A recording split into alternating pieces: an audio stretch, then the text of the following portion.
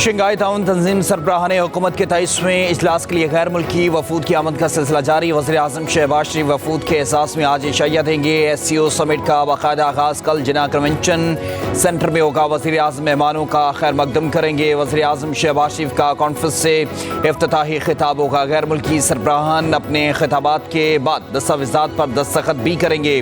وزیر اعظم کے اختتامی کلمات سے کانفرنس کے ایجنڈے آئٹمز مکمل ہوں گے۔ نائب وزیر اعظم اسحاق ڈار اور SCO کے سیکرٹری جنرل کانفرنس کے اختتام پر میڈیا سے گفتگو بھی کریں گے۔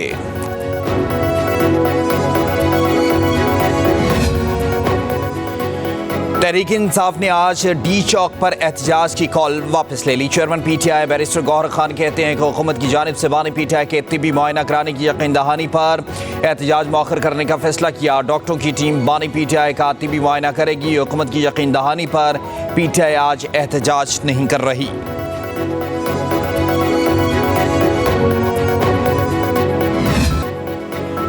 وزیر اعظم شہباز شریف اور چینی وزیر اعظم لی چیانگ نے نئے گوادر انٹرنیشنل ایئرپورٹ کا ورچوئل افتتاح کر دیا۔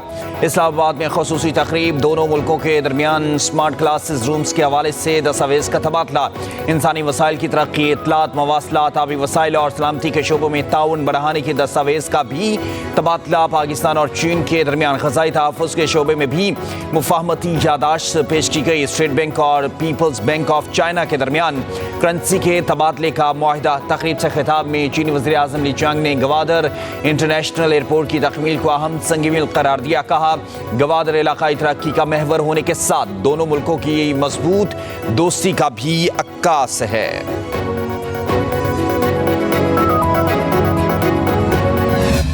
Let me, from the core of my heart, thank President Xi Jinping, thank you and the people of China for your generous gift in the shape of Gwadar International Airport.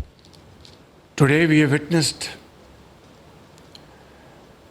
signing ceremony or exchange of MOUs, Pakistan and China, in various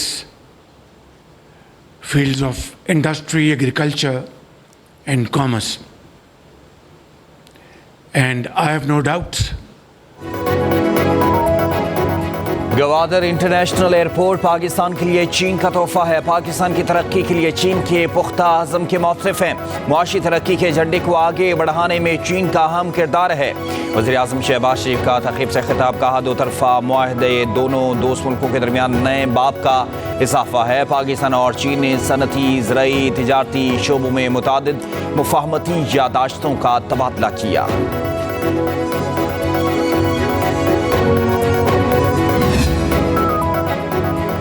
وزیر اعظم شہباز شریف اور چین کے وزیر اعظم لی چیانگ کے درمیان وفود کی سطح پر ملاقات۔ وزیر اعظم ہاؤس میں ہونے والی ملاقات میں دو طرفہ تعلقات، باہمی دلچسپی کے علاقائی اور عالمی امور پر بات چیت کی گئی۔ پاک چین اسٹریٹجک کوآپریٹو پارٹنرشپ پر اطمینان کا اظہار۔ وزیر اعظم شہباز شریف کی چینی باشندوں اور منصوبوں کی حفاظت یقینی بنانے کے غیر متزلزل عزم کی یقین دہانی۔ پاک چین وزیر اعظم کا اعلیٰ سطح کے روابط جاری رکھنے پر اتفاق۔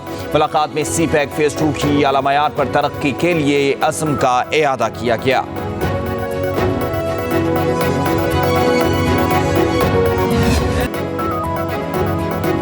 چینی وزیر اعظم لی چیانگ کی پاکستان آمد۔ نور خان ایئر بیس پر پرتپاک استقبال کیا گیا۔ وزیر اعظم شہباز شریف نے چینی وزیر اعظم کو خوش آمدید کہا۔ بچوں نے گلدستے پیش کیے۔ 21 توپوں کی سلامی بھی دی گئی۔ معزز مہمان کو وزیر اعظم ہاؤس میں گارڈ آف آنر پیش کیا گیا۔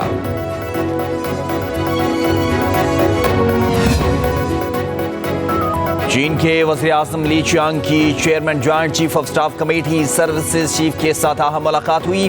پاکستان اور چین کے درمیان دیرینہ تعلقات کو مزید مضبوط اور وسعت دینے کے عزم کا اعادہ کیا گیا۔ ملاقات میں دفاع اور دہشت گردی سے متعلق امور پر گفتگو۔ چین کے وزیر اعظم نے دہشت گردی کے خلاف جنگ میں پاکستان کی مسلح افواج کے کردار کو سراہا۔ پاکستان کی مکمل حمایت اور تعاون کی یقین دہانی۔ چینی وزیر اعظم کا army chief general Asim Munir سے مصافحہ گرمجوشی سے ملے۔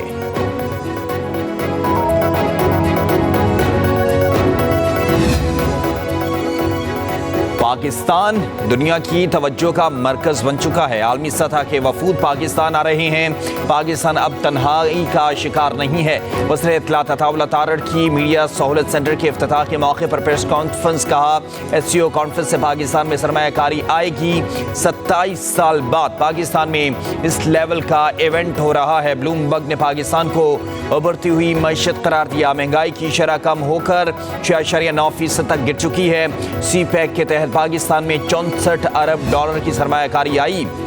وزیر اعلیٰ پنجاب مریم نواز کا چین کے وزیر اعظم لی چیانگ کی آمد کا پرجوش خیر مقدم. کہا چینی وزیر اعظم کے دورہ پاکستان کو باہمی دوستی کے نئے باب کی شروعات سمجھتے ہیں. دونوں ممالک میں گرم جوشی کا صحرا قائد نون لیگ نواز شریف کے سر ہے. چینی وزیر اعظم کی آمد سے سی پیک پروجیکٹ میں تیزی آئے گی. روزگار کے لاکھوں مواقع پیدا ہوں گے. مریم نواز نے کہا کہ مشکل کی ہر گھڑی میں پاکستان اور چین کا باہمی تعاون تاریخ کا حصہ بن چکا.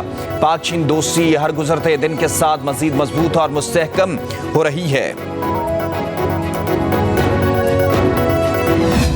2008 میں اسی چارٹر آف ڈیموکریسی کی وجہ سے 18ویں ترمیم کی صورت میں بہت سی تبدیلیاں لے کر آئیں. اس کے ذریعے اس ملک کی جمہوریت ملا, جس کے ذریعے ہم نے ایک آمد کو بگایا, جس کے ذریعے ہم نے سارے صوبے کو صوبائی خود مختاری دی, اپنے وسائل کے مالک بنائے. کیا ہمیں بس ان وعدے کو بھولنا چاہیے؟ کیا ہمیں بس اپنے مخالفین کے یہ بات ماننا چاہیے کہ کوئی شخص کسی جیل میں کہہ رہا ہے نہیں, اس کا دل نہیں کرتا, اس کا موڈ نہیں ہے, تو ہم اپنے وعدے, اپنے قائد کے وعدے کو بھول جائیں, ان سے پیچھے ہٹے؟ بی بی کا وعدہ نبھانا ہے, پاکستان بچانا ہے. کیا جیل میں بیٹھے شخص کی وجہ سے اپنی قائد کا وعدہ بھول جائیں؟ کیا آپ پاکستان کے نظام انصاف سے مطمئن ہیں؟ کیا ہم اس عدالت میں لارڈ کی کہیں جس نے عامر کو آئین بدلنے کا اختیار دیا؟ بلاول بھٹو زرداری کا کراچی میں بے نظیر ہاری کارڈ کے اجرا کی تقریب سے خطاب. کہا اس بات کا کیا مطلب ہے کہ آئینی ترمیم کے لیے یہ وقت صحیح نہیں؟ مجھے کہا گیا پیچھے ہٹ جاؤ, میں کہتا ہوں کہ تم پیچھے ہٹو. کیا سب کچھ ایسے ہی چلتا رہے گا؟ یہ تو نہیں ہو سکتا. ہم میثاق جمہوریت کے وعدوں پر سمجھوتا نہیں کریں گے. آئینی عدالت میں تمام صوبوں کی برابر نمائندگی ہوگی. بلاول بھٹو نے کہا پیپلز پارٹی نے ہی عوام کو حقوق دیے, کسانوں کو زمینوں کا مالک بنایا. پاکستان پیپلز پارٹی ہی پسماندہ طبقے کی ترجمانی اور انقلابی کام کرتی ہے. آئینی ترمیم کے مسودے پر کافی ہم آہنگی ہو چکی, اتفاقی رائے کے قریب پہنچ چکے ہیں. جو چیزیں ہم نے مسترد کی وہ واپس ہو گئیں. مولانا فضل الرحمان کہتے ہی اسمبلی میں اس لیے نہیں آئے کہ عوام کے مفاد کے خلاف قانون پاس کریں گے. بلاول بھٹو نواز شریف اور PTI کی قیادت سے ملاقات کروں گا. 18ویں ترمیم میں بھی ہمیں 9 مہینے لگ گئے تھے, آج کیا مسئلہ ہے جو ہم پر جلدی مسلط کی گئی؟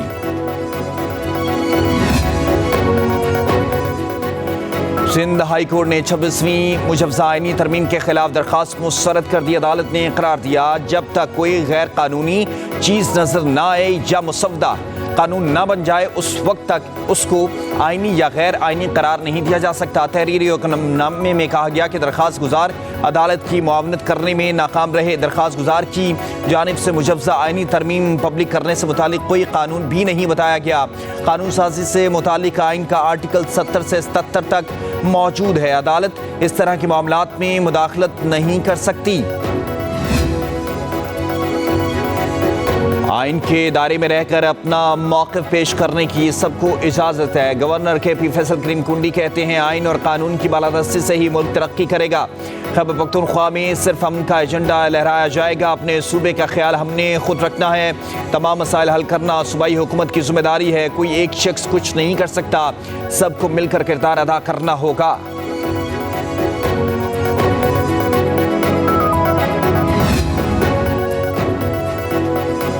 صدر نون لیگ نواز شریف سے اسلامی اسکالر ڈاکٹر ذاکر نائک کی ملاقات. نواز شریف نے ڈاکٹر ذاکر نائک کی عالمی سطح پر اسلامی تعلیمات پھیلانے اور بین المذاہب ہم آہنگی کے لیے کی گئی خدمات کو سراہا. کہا ڈاکٹر ذاکر نائک نے اسلامی تعلیمات کے فروغ کے لیے جو کردار ادا کیا ہے وہ قابل تحسین ہے اور اس کی بدولت دنیا بھر میں اسلام کے حقیقی پیغام کو سمجھنے میں مدد ملی ہے.